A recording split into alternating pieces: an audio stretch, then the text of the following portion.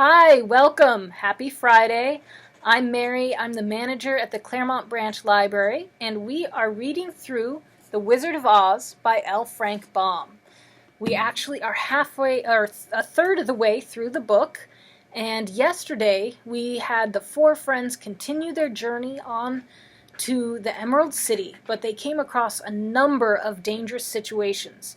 The first was a huge ditch that they had to leap over with the help of the Cowardly Lion. He took each one of the friends on his back, jumped over the ditch, jumped back, and got the next one until they were all safely on the other side. Their next obstacle was the Kaleidas, who were chasing them through the forest, and they were able to get by them through the smart thinking of the Scarecrow, who came up with the idea to have them chop the wooden bridge that they were going across while they were on it. Then, as they were going down the river in a raft, the Scarecrow, who was helping push the raft, ended up stuck in the middle of the river on his pole with nowhere to go as the raft went on by. So the friends were able to get off the raft, go back to where the Scarecrow was, and a kindly stork saved the Scarecrow and brought him back to his friends. As they were continuing on their journey, they ended up in a field of poppies, where Dorothy, Toto, and the Cowardly Lion all fell asleep. The Scarecrow and the Tin Woodman were able to get Dorothy and Toto out of the poppies, where she could sleep and wake up once outside of the smell of the poppies, but none of them could get the Cowardly Lion out of the poppies. And that's where we pick up in Chapter 9. So let's see what happens today in Chapters 9 and 10. So Chapter 9. "We cannot be far from the road of yellow brick now," remarked the Scarecrow as he stood beside the girl, "for we have come nearly as far as the river carried us away." The Tin Woodman was about to reply when he heard a low growl, and turning his head, which worked beautifully on hinges, he saw a strange beast come bounding over the grass towards them. It was indeed a great yellow wildcat, and the Woodman thought it must be chasing something, for its ears were lying close to its head, and its mouth was wide open, showing 2 rows of ugly teeth, while its red eyes glowed like balls of fire. As it came nearer, the Tin Woodman saw that running before the beast was a little gray field mouse, and although he had no heart, he knew it was wrong for the wildcat to try to kill such a pretty and harmless creature. So the Woodman raised his axe, and as the wildcat ran by, he gave it a quick blow that cut the beast's head clean off from its body, and it rolled over at his feet in 2 pieces. The field mouse, now that it was freed from its enemy, stopped short, and coming slowly up to the Woodman, it said in a squeaky little voice, "Oh, thank you ever so much for saving my life." "Don't speak of it, I beg of you," replied the Woodman. "I have no heart, you know, so I am careful to help all those who may need a friend, even if it happens to be only a mouse." "Only a mouse!" cried the little animal indignantly. "Why, I am a queen, the queen of all the field mice." "Oh, indeed," said the Woodman, making a bow. "Therefore you have done a great deed, as well as a brave one, in saving my life," added the Queen.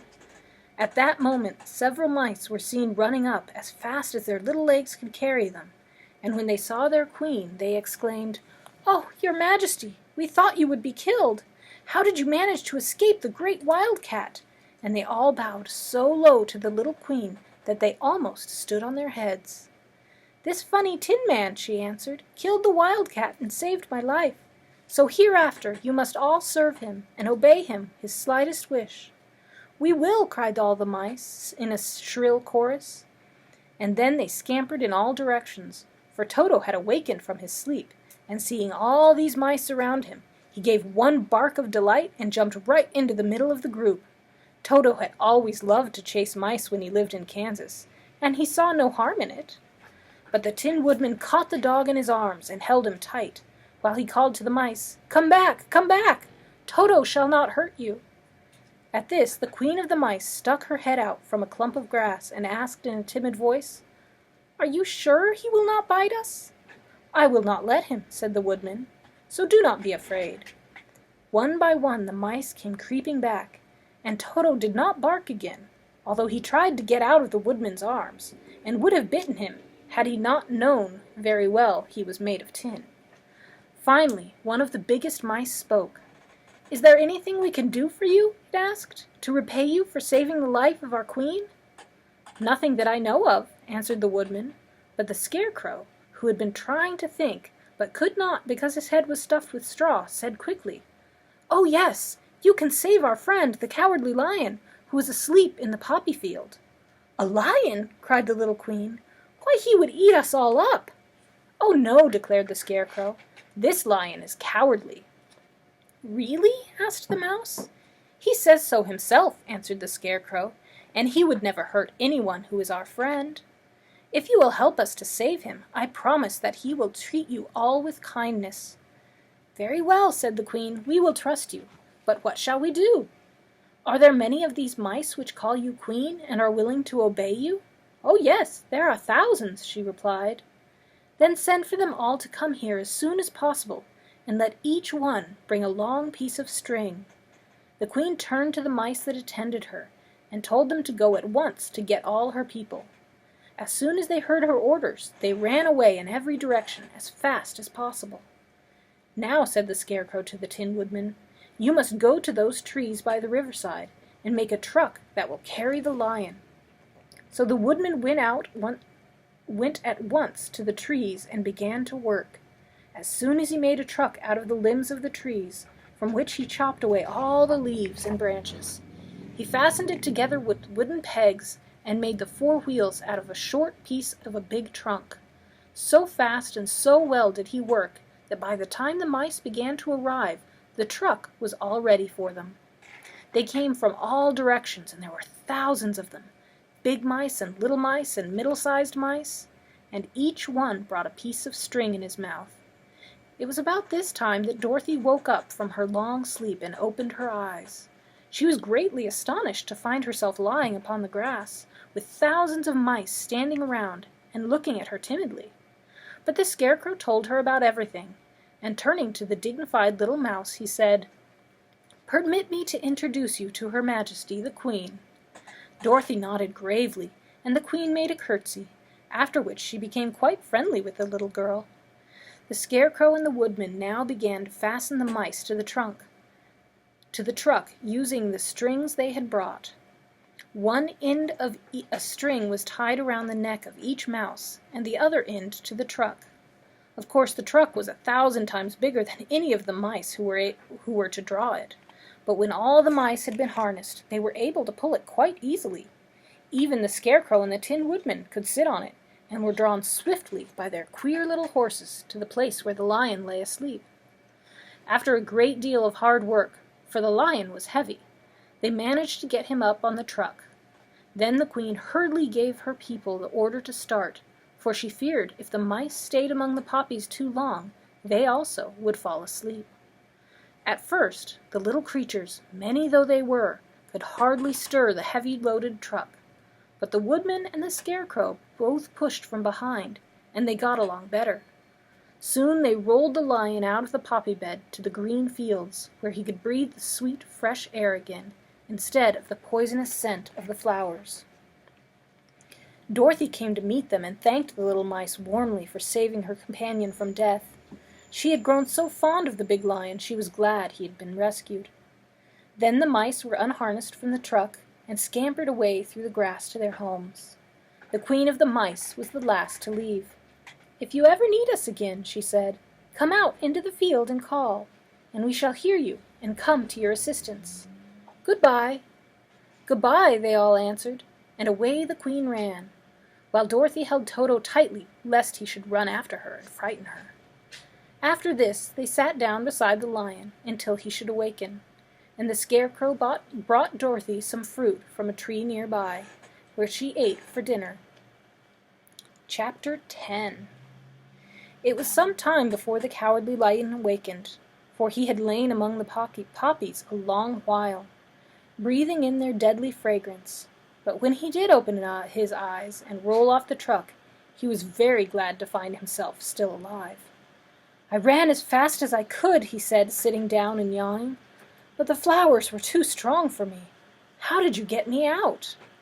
Then they told him of the field mice, and how they had generously saved him from death, and the Cowardly Lion laughed and said, "I have always thought of myself very big and terrible, yet such small things as flowers came near to killing me, and such small animals as mice have saved my life. How strange it is! But, comrades, what shall we do now?" "We must journey on until we find the road of yellow brick again," said Dorothy, "and then we can keep on to the Emerald City." So the lion, being fully refreshed and feeling quite himself again, they all started upon the journey, greatly enjoying the walk through the soft, fresh grass. And it was not long before they reached the road of yellow brick, and turned again toward the Emerald City where the great Oz dwelt. The road was smooth and well paved now, and the country was beautiful. So the travelers rejoiced in leaving the forest far behind, and with it the many dangers they had met in its gloomy shades. Once more they could see fences built beside the road, but these were painted green, and when they came to a small house in which a farmer evidently lived, that was also painted green. They passed by several of these houses during the afternoon, and sometimes people came to the doors and looked at them as if they would like to ask questions. But no one came near them, nor spoke to them, because of the great lion of which they were very much afraid. The people were all dressed in clothing of a lovely emerald green color, and wore peaked hats like those of the Munchkins. "This must be the land of Oz," said Dorothy, "and we are surely getting near the Emerald City." "Yes," answered the Scarecrow, "everything is green here, while in the country of the Munchkins blue was the favorite color. But the people do not seem as friendly as the Munchkins, and I'm afraid we shall be unable to find a place to pass the night." "I should like something to eat besides fruit," said the girl, "and I'm sure Toto is nearly starved. Let us stop at the next house and talk to the people." So when they came to a good-sized farmhouse, Dorothy walked boldly up the door and knocked.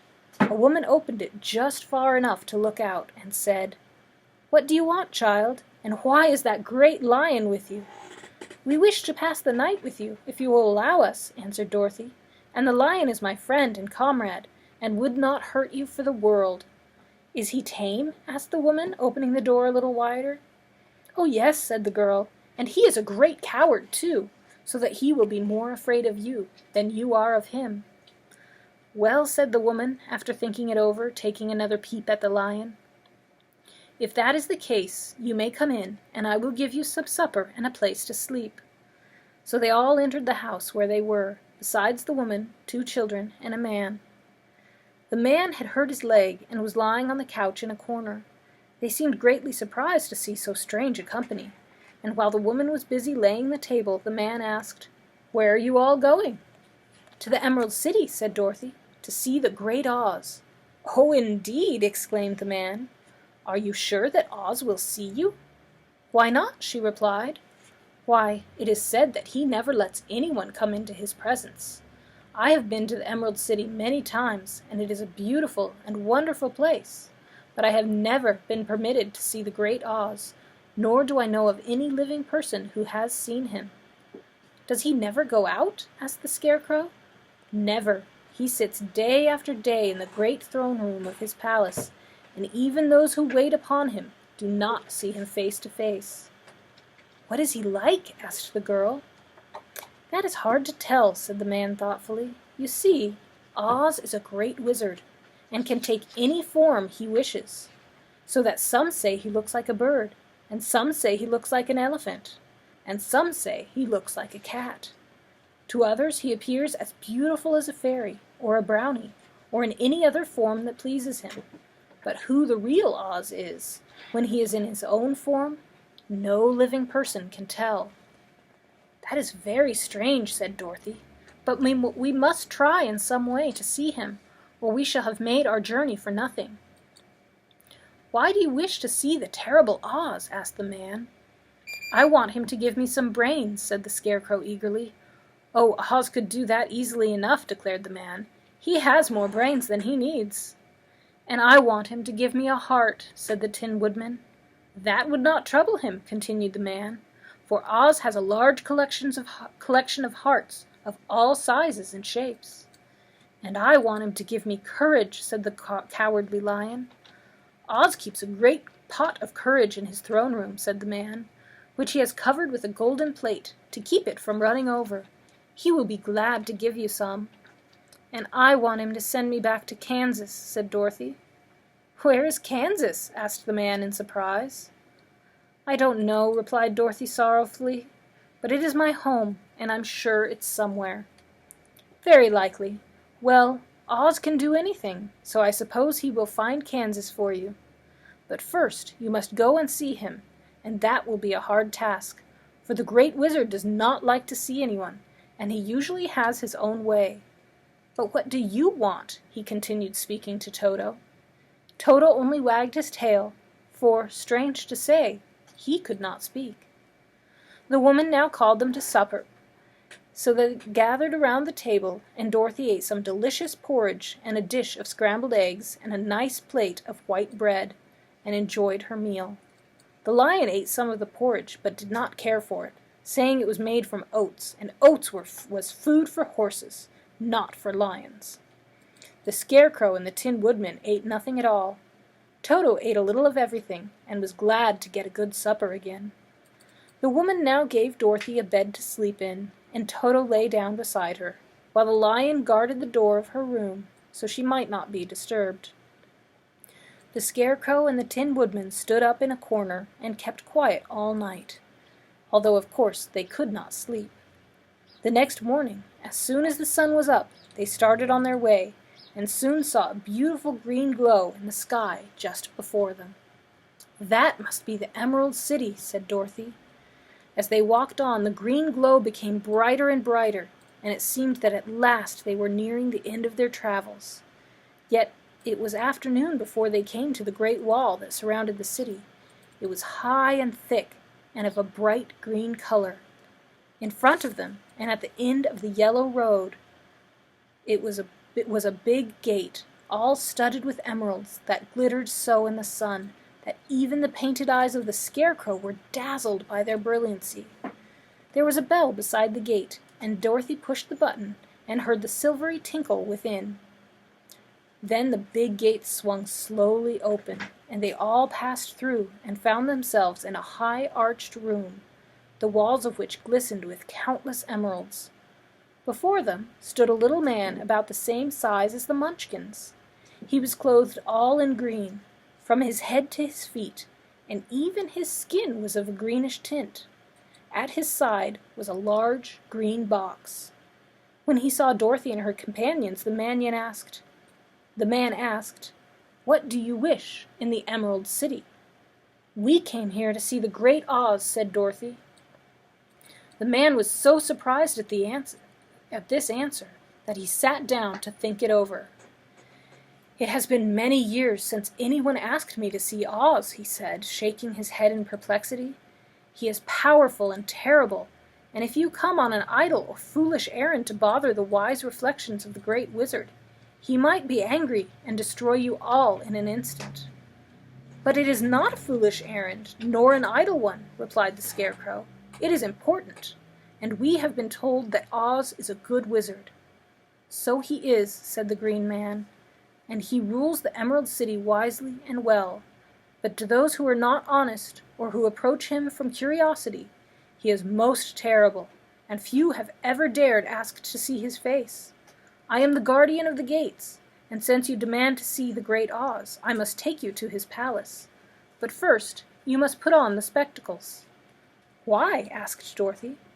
"Because if you do not wear spectacles, the brightness and glory of the Emerald City would blind you. Even those who live in the city must wear spectacles night and day. They are all locked on, for Oz so ordered it when the city was first built, and I have the only key that will unlock them." He opened a big box, and Dorothy saw that it was filled with spectacles of every size and shape, and all of them had green glasses in them. The guardian of the gates found a pair that would just fit Dorothy and put them over her eyes. There were 2 golden bands fastened to them that passed around the back of her head, where they were locked together by a little key that was at the end of the chain of the guardian of the gates, around his neck. When they were on, Dorothy could not take them off had she wished, but of course she did not want to be blinded by the glare of the Emerald City, so she said nothing.